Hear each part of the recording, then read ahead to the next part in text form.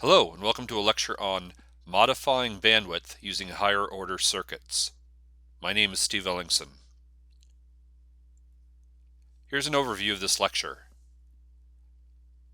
First, a brief reminder about the issue of bandwidth in impedance matching circuits.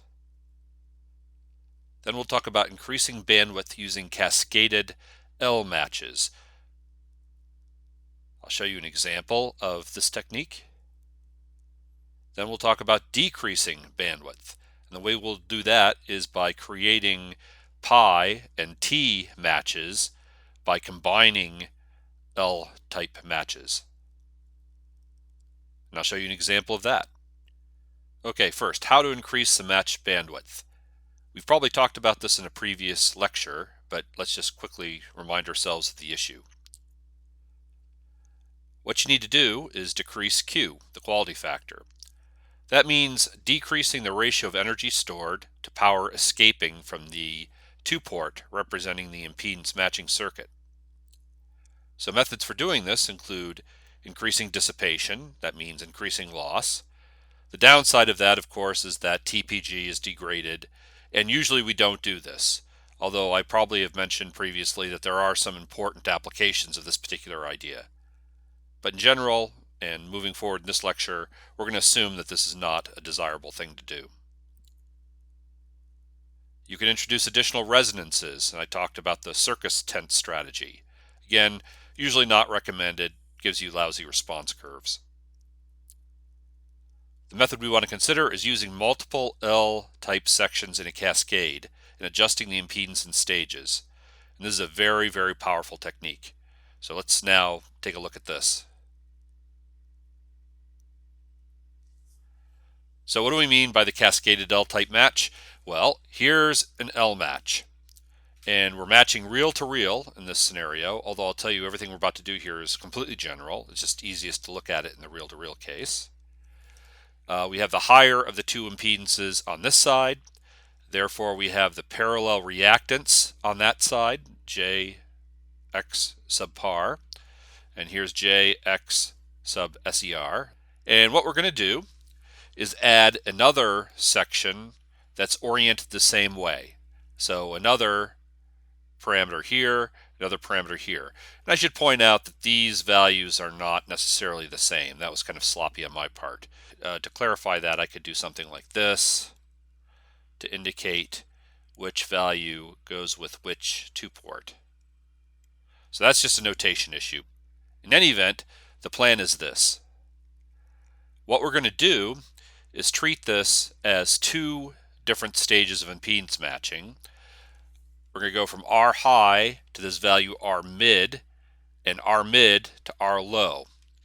And you can probably tell from the way I've arranged the L matches here that R mid is going to be in between R high and R low. So we're going to be decreasing the impedance in one step. And the intermediate step is to this middle resistance value. And it really doesn't have to be any particular value here. That's why I say, for example. But a not bad choice is to choose the geometric mean of the high and the low value. That's the way I would normally do it. The value you choose to go here depends on a lot of things, including maybe what gives closest match to standard capacitor values, or what gives you the best overall bandwidth response, or other things. But this isn't a bad place to start. So the procedure goes like this. You select R mid to be some intermediate value, something between R high and R low. You design this first stage to match R high to R mid. You design the second stage to match R mid to R low. Now, why does this work? Well, ask yourself this. What happens if you do this with lots of stages? For example, what happens if I did 1,000 stages like this and I decreased the impedance just a tiny little bit each time? Well, then the difference between impedances for each stage would be very, very small. And we know that when the difference between impedances is small, the bandwidth gets large. In fact, if the impedances are equal, we know the bandwidth is infinite. So the scheme here is to reduce the amount that we have to reduce the impedance in each step, and that results in an increase in bandwidth. So here's the example that we've done in previous lectures revisited. In this example, we wanted to go from 5,000 ohms on one side to 50 ohms on the other side, and we wanted to do that at 75 megahertz. And you've already seen a couple solutions to this. They were both narrowband in the sense that we just simply said, let's try to make it good at 75 megahertz, have no other constraints. But here we're going to use this technique, and we're going to use two L-type matches using the approach I just described on the previous slide. So there, R mid, again being the square root of R high times R low, turns out to be 500 ohms. So what we are essentially doing is doing one match that goes to 500 ohms, and then the second match goes from 500 ohms to 50 ohms. And then we simply connect them together. Now, when we do this, the Q for each stage is 3. You can verify this on your own. It goes like this, right? Q of the higher value, Q for the mid value, minus 1. That's the Q for the first stage. And the Q for the second stage is R mid over R low minus 1. And you can confirm that the Q for each stage here is 3. To confirm that the bandwidth is actually increased, here are the TPG response curves. So we're going from 40 to 110 megahertz. The design frequency is 75 megahertz. The original scheme is this one. And what we saw was a TPG that goes up, of course, is maximum at a TPG of 1 or 0 dB at the design frequency, and then comes back down like so. And simply by doing this match using R mid equal 500 ohms, we see this response where it goes up like this. It's very smooth at the top, and then it comes back down like this. So we see a dramatic increase in bandwidth. For example, the 3 dB bandwidth is here for the original circuit, and for the new circuit it looks like this. So we see a dramatic increase in bandwidth. So evidently this technique works. Now, how to decrease bandwidth? Well, you increase Q. That means increasing the ratio of energy stored to power escaping. You can decrease dissipation, but that's only effective if there's a lot of loss in the first place. So generally, that's not an option. Or I say usually that's not an option. You can use the circus tent strategy. That is actually somewhat commonly used, but we can usually do better. And the better approach we're going to talk about is, again, using multiple L sections in a cascade and adjusting impedance in stages. So here we go. Here we have the high valued resistance here, the low valued resistance over here. Once again, a parallel reactance and a series reactance in the scheme that you now have hopefully become used to seeing. But in this case, the second stage is going to look like this, where we have the series reactance here and the parallel reactance here. Now this should alert you to the fact that this impedance here, the middle impedance, the impedance between these two stages, is going to be less than either R high or R low. So what we see now is that R mid has to be less than R low and less than R high. Remember, the parallel reactance always faces the higher impedance. So the procedure is this. Select R mid to be the smaller of the terminating resistances, as we've indicated here, and therefore you will rearrange the second matching circuit to look like this. Design the first stage to match R high to R mid. Design the second stage to match R mid to R low. Now what should R mid be? Well, the lower you make it, the narrower the bandwidth is going to be. Why is that? Because again, Q is proportional to the square root of the ratio. Right? So the larger the difference between R high and R mid, the higher the Q here is going to be. And similarly, the greater the difference between R low and R mid here, the higher the Q is going to be here. And we're just going to keep making the bandwidth narrower and narrower by making R mid lower and lower relative to the terminating impedances. So why does this work? Again, ask yourself what's happening to the Q in each stage. As it goes up, the bandwidth is being reduced.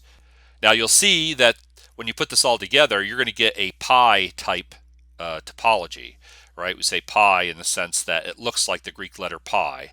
There's the two legs of the pi, and here's the top of the pi. And we'll also see that series reactances here can be combined into one reactance, right? Regardless of what we get for these two reactances, we can always add up the reactances and then implement that as a single component.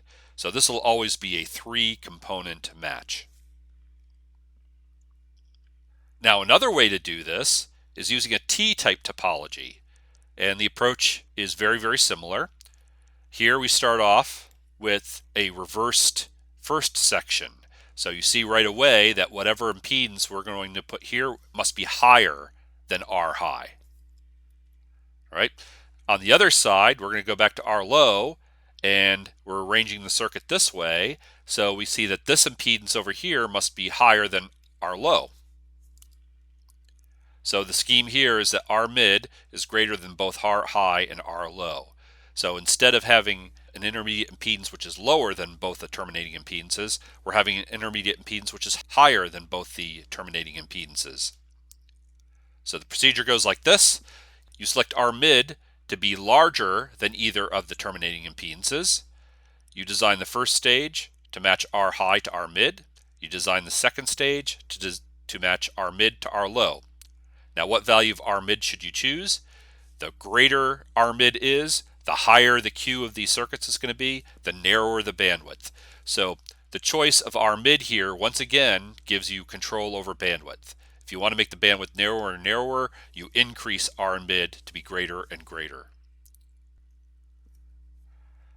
So as I pointed out, these circuits always reduce to 3 components. So I showed you already how the pi approach reduces to 3 components. And similarly, the T approach reduces to 3 components. These two parallel reactances here can be combined using the usual technique, X par 1 in parallel with X par 2. That'll give you a new reactance, and that's a single component. So this is why we call this the T circuit. So here's our example yet again. In this example now, we're going to go from 5,000 ohms to 50 ohms, but now we want reduced bandwidth, not increased bandwidth. So we'll do this using a pi type design for matching 5,000 ohms to 50 ohms at 75 megahertz. Again, we have no particular reason to choose any particular value of R mid, just as long as it satisfies the requirements relative to the port impedances. Here I've arbitrarily chosen R mid to be 5 ohms. If I want a different bandwidth, I can adjust that value. In any event, if I choose R mid to be 5 ohms, I'll find the Q for the first stage is 31.6 and the Q for the second stage is 3. So the overall Q is going up. And here's what we get. So here's what we had in the original L match. Here's now what we have for the pi type L match. And sure enough, we see that the bandwidth has narrowed dramatically around the design frequency of 75 megahertz. So this all appears to hang together. And again, we have bandwidth control by selecting that value of R mid. So here's a summary of this lecture. You can increase bandwidth by cascading L matching sections with intermediate impedance that is intermediate to the port impedances. That gives you a ladder type topology and increases bandwidth. You can decrease bandwidth by cascading L matching sections with intermediate impedance that is either higher or lower than both the port impedances. And that gives you the T and pi topologies respectively. Now, this is only my preferred bag of tricks. Other instructors, other people who work in this area have their own bag of tricks that usually result in the same or very similar circuits, but there are definitely other ways to go about this. This concludes this lecture on modifying bandwidth using higher order circuits.